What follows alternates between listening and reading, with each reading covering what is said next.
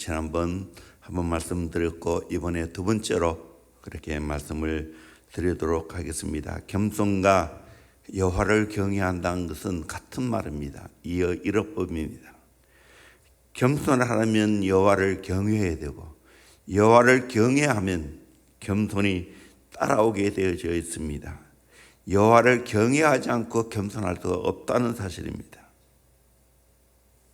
이것은 마치 수학 공식과 같습니다. 내가 여호와를 경외하고 겸손하면 재물과 영광과 생명이 저절로 따라온다는 겁니다. 겸손은 대단한 창조의 힘이 있습니다. 겸손한 자가 가면 안 되는 것이 없습니다. 재물을 얻게 되어 있습니다. 영광, 명예를 얻게 되어 있습니다. 생명, 건강을 얻게 되어 있습니다. 그러므로 우리는 하나님을 잘 경외하고 겸손해야 됩니다. 하나님은 언제나 겸손한 자의 편이십니다. 하나님은 때가 되면 겸손한 자를 높이십니다. 하나님을 진짜 경외하면 겸손하지 않을 수 없습니다. 나는 아무것도 안 내라는 겁니다. 그런데 하나님은 전부라는 겁니다. 하나님은 모든 것을 할 수 있다는 겁니다. 이것이 겸손한 자의 고백입니다. 다시 한 번 더 정리하면 겸손한 자는 재물에 놀라운 축복을 얻습니다. 시편 22편 26절에도 겸손한 자는 먹고 배부를 것이며 라고 말했습니다. 아브라함도 솔로몬도 히스기야도 다 하나같이 겸손한 사람이었는데 많은 재물을 하나님이 허락해 주셨습니다. 오늘 또 진짜 하나님을 경외하고 겸손하면 잘 살게 되었습니다. 이 역사가 증명하고 있고요. 실제 오늘날 세계에 가보면 그것을 알 수 있습니다. 우리나라도 이렇게 복음이 들어와서 잘 살게 되었지. 복음 이전에는 형편없는 나라였습니다. 인권 아무것도 없습니다. 양반 쌍놈이 나눠져 있고 정말 쌍놈은 열심히 일해도 제대로 살 수가 없습니다. 양반은 빈둥빈둥 놀고 먹습니다. 그런데 복음이 들어와서 우리나라가 진짜 은혜 중에 먹고 살게 되었습니다. 원조받는 나라가 원조하는 나라가 되어졌습니다. 얼마나 감사한 일입니까? 오늘 또 우리가 하나님을 잘 경외하고 겸손함으로 말미암아 이 재물의 은총을 얻어야 됩니다. 두 번째로 영광, 명예의 축복을 받습니다. 겸손한 사람은 사회적으로 높은 지위를 얻게 됩니다. 또 그 지위도 잘 지킬 수 있는 복을 받게 됩니다.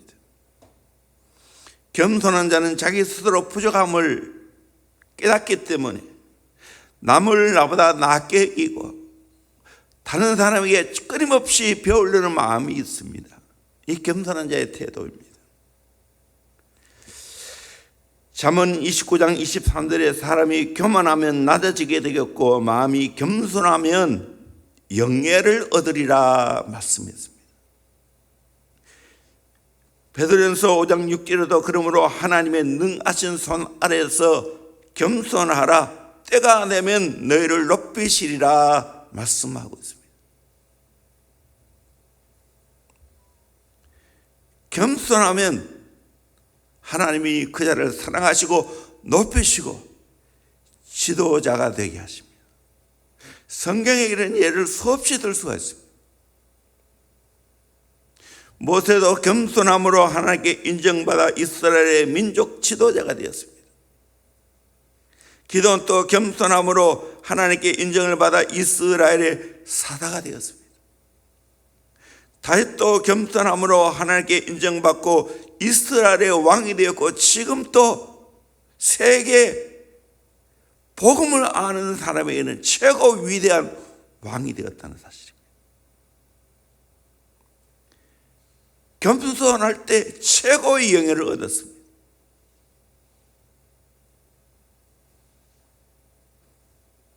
겸손하면 명예를 얻습니다. 하나님이 주신 그 영광을 지키게 됩니다. 예수님이 겸손의 모델이 아니겠습니까? 낮아질 때까지 낮아졌습니다. 오늘 내 자리를 지킬 수 있는 것, 겸손입니다.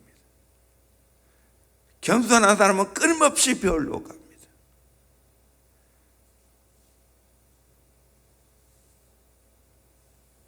이 겸손은 자기 본수를 아는 겁니다. 그러기에 다른 사람을 볼 때 나보다 낫게 여깁니다. 그를 인정해주고 존중해줍니다. 그러니까 사랑을 받게 되고 계속해서 영광을 얻게 되어집니다. 세 번째로 생명, 건강의 축복을 받습니다. 오래 살고 장수의 축복을 받는 것을 말합니다.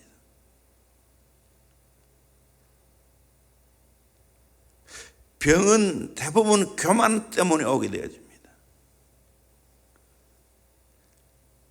설령 병들었다 할지라도 겸손하면 하나님이 고쳐주시고 치료하십니다. 열왕기 5장에 보면 나병에 걸린 나만 장군 이야기 나오지 않습니까? 처음에는 거만을 떨었지만 그 작은 계집 아이의 이야기를 듣고 이스라엘 강까지 오죠.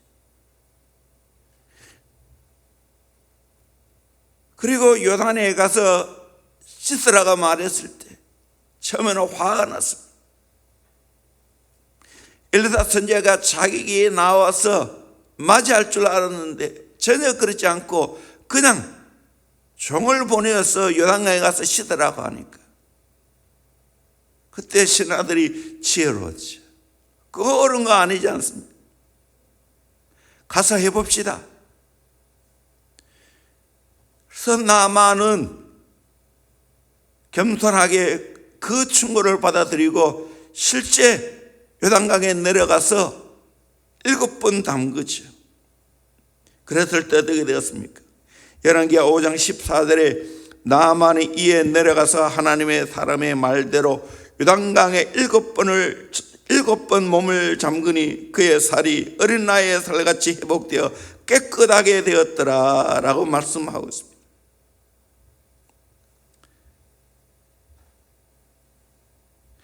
잠언 3장 7절에 스스로 지혜롭게 여기지 말지어다 여호와를 경외하며 악을 떠날지어다 라고 말합니다. 잠언 3장 8절에 이것이 내 몸에 양약이 되어 내 골수를 윤택하게 하리라. 여호와를 경외해 악을 떠나게 되어지면 그것이 내 몸에 양약이 된다는 겁니다. 내 골수를 윤택하게 한다는 겁니다. 그러므로 내가 정말 하나님 앞에 건강하기를 원하면 겸손해야 됩니다. 내가 몸이 약하구나 하면 내 몸을 절제합니다. 그리고 나름 운동을 합니다. 먹는 것을 챙겨 먹습니다. 과하게 먹지 아니하고 내 몸에 좋은 것을 계속해서 받아들이고 챙깁니다. 이 겸손입니다. 사도행전 12장을 보면 헤롯 대왕이 충이 먹어 죽게 된 이야기가 나오죠. 왜 그렇게 되었습니까? 교만 때문에 그랬습니다. 연설했을 때 저것은 사람의 소리가 아니고 신의 소리라고 말합니다. 말했을 때 이 헤롯 왕은 우쭐했습니다. 내가 정말 그런 사람이구나. 그랬을 때 하나님이 작은 벌레를 보내었어. 죽게 만들었습니다. 너 까불어도 벌레보다 못하다 하는 뜻입니다. 그랬을 때 사도행전 12장 23절에 헤롯이 영광을 하나님께 돌리지 아니하므로 주의 사대가 곧 친히 벌레에 먹혀 죽으니라 말씀하고 있습니다. 이섭 우화에도 겸손해야 된다는 그런 이야기를 많이 싣고 있습니다. 모기 한 마리가 돌아다니다 보니까 자기를 겁내지 않은 것이 없습니다. 다 피합니다. 모기가 내가 잘났다 생각하고 큰 항소에게 갖다 붙었습니다. 한참을 자고 나서 항소가 작게 보이는 겁니다. 항소야, 내가 너무 오래 머물러서 미안하구나. 너무 피곤하고 힘들지? 미안하다. 항소가 말했습니다. 나는 모기 따위는 왔는지 안 왔는지 몰라. 너는 내가 제일인 줄 알지? 모두가 겁을 내고 탁탁 치고 하지. 그런데 나는 모기 따위는 신경도 안 써. 그리고 꼬리를 탁 쳐버렸습니다. 그럴 때 모기가 죽었다. 자기가 최고라고 항소를 얕잡아 보다가 순식간에 목숨을 잃었습니다. 수탉 두 마리가 싸웠습니다. 둘 다 최고를 겨누었습니다. 더 많은 암탉을 거느리기 위해 둘이 목숨 걸고 싸웠습니다. 암탉들은 쥐죽은 듯이 코너에 몰려 보고 있었습니다. 드디어 한 마리 수탉이 이겼습니다. 너무나 흥분되고 기분이 좋아서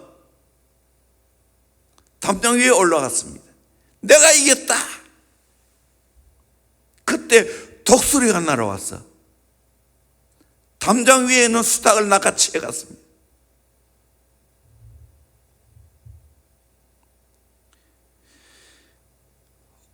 오늘 또 교만하면 안 됩니다. 건강을 잃습니다.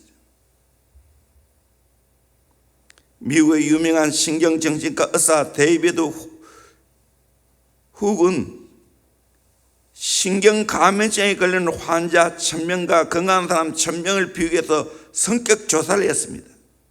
신경감염증에 걸리는 사람은 대부분 자신을 과대하게 평가하는 사람이었습니다.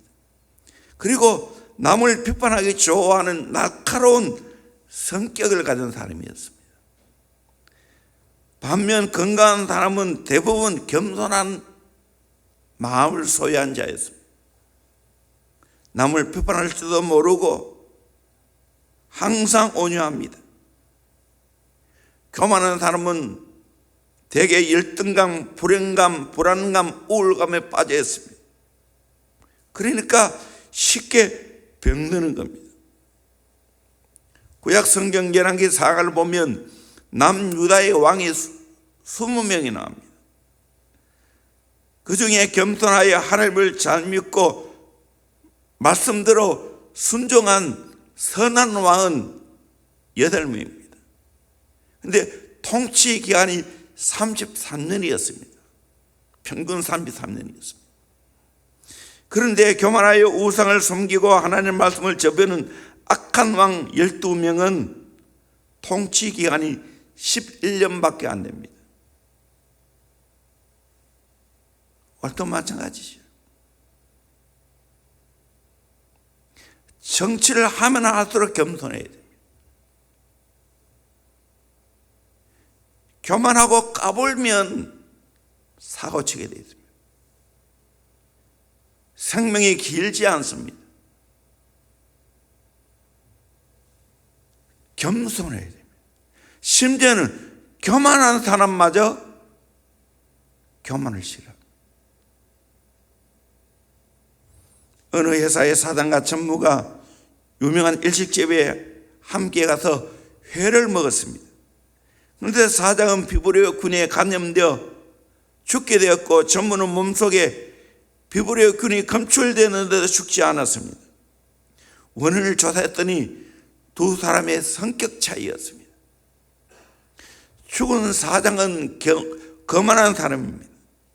4년째 부인과 별거하는 사람이었습니다. 자신을 가대평가하고 출세의 가도를 달리고 많은 사람들을 적을 만들었습니다. 그러게 평안이 없습니다. 항상 긴장과 불안 가운데 살았습니다. 그래서 비브리오 근의 독성을 이겨낼 내적 에너지가 없기 때문에 죽었다는 겁니다. 반면에 전무는 겸손한 사람이었습니다. 새벽 4시가 되면 어김없이 일어나 새벽 기도를 하는 사람이었습니다. 교회에 나가서 항상 봉사를 합니다. 영혼을 사랑하고 열심히 전도를 했습니다. 많은 사람에게 존경받고 인정받는 사람이었습니다. 똑같이 비브리오 근이 침투했는데도 불구하고 이분은 독성을 이겨냈습니다. 건강을 되찾게 되었습니다. 겸손해 보세요. 마음이 평안합니다. 내 안에 내적인 에너지가 생깁니다. 하나님을 경외하는 마음이 있기 때문에 어떤 일을 만나도 하나님을 의지하게 됩니다. 그러기에 내 마음에 있는 평안이, 심령의 강함이 건강을 가져오게 됩니다. 오래 살게 됩니다.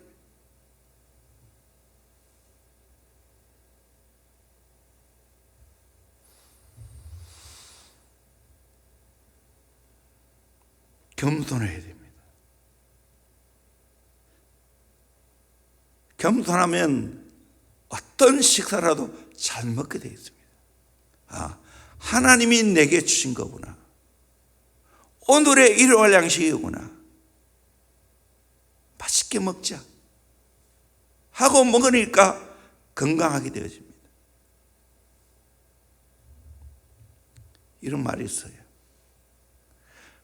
밥맛 따질 것 없고 입맛만 낮추면 된다.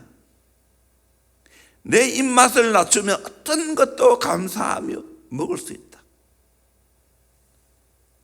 곽선희 목사님, 아버님에게 배운 게 있다는 거예요.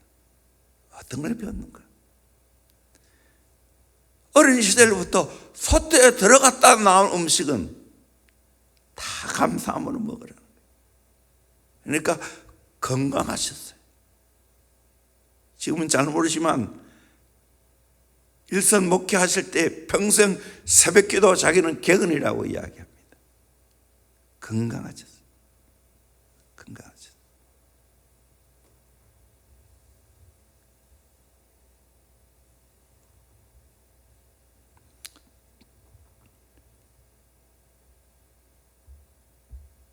눈을 높이고 귀를 높이고 마음을 높이면 들을 수가 없어요. 볼 수가 없어요. 그 사람에게는 붙어 있는 사람이 없습니다. 그러므로 우리는 항상 겸손해야 됩니다. 올해 마지막 수요일입니다. 올 한 해를 돌아보면서 내가 얼마나 하나님을 경외하고 겸손했는가 돌아볼 수 있기를 소망합니다. 참 하나님을 경외한다는 이 말은 오묘합니다. 주파수를 맞추는 것이라겠죠. 옛날에 이 하나님을 경외한다는 말이 너무 은혜가 되어서 이걸 언제 하나님 말씀을 증거할까? 한번 전체 하는 이 하나님을 경외한다는 말에 대해서 성경에 나오는 이 가르침을 한번 설계해 볼까? 잘 모르겠는데 한 30대 초반 시절에 이 너무 은혜가 되어서 그렇게 생각해 본 적이 있습니다. 근데 막상 설교하려니까 너무 쉽지 않았어요.